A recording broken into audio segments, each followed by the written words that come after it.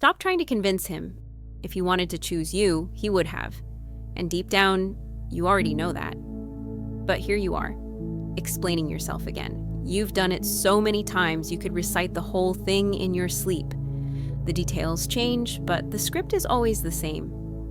You carefully laying out all the reasons you're worth loving. Him nodding politely, eyes somewhere else. The truth is, the moment you start trying to convince someone to stay, the relationship is already standing on a crack, because real love doesn't need a sales pitch, it knows.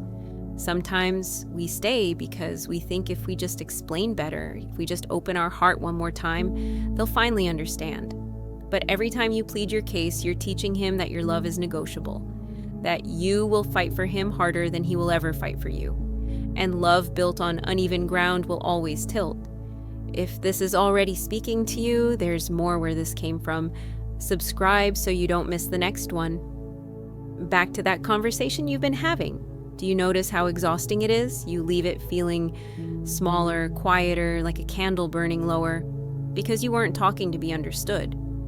You were talking to be chosen. Here's the thing. The right person doesn't have to be talked into choosing you. They already decided. They saw you, really saw you, before you opened your mouth. You can't argue someone into loving you, and even if you could, it wouldn't feel the way you want it to. Because what you're craving isn't compliance, it's connection. Think about it. The people you love most, you didn't have to convince, you just loved them. They didn't have to prove themselves with carefully crafted speeches or desperate reassurances. You just knew. If he needs constant reminders of your worth, he doesn't see it. And if he doesn't see it, you can't make him. So what do you do instead? You stop performing for approval. You stop trying to be the perfect argument. You put down the gavel, step out of the courtroom, and walk back into your own life. The man who wants to be there will show you in his actions, not his debates. And the one who doesn't, you won't have to chase him because you'll be too busy creating a life so full, so peaceful, so rich in self-respect, that his absence won't even register as loss. There's power in silence.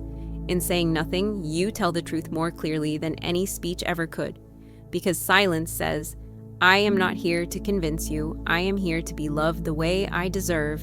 And if that means letting him go, then let him go. You are not walking away from love. You are walking toward it. And if that means walking away, you're not losing him. You're finding you.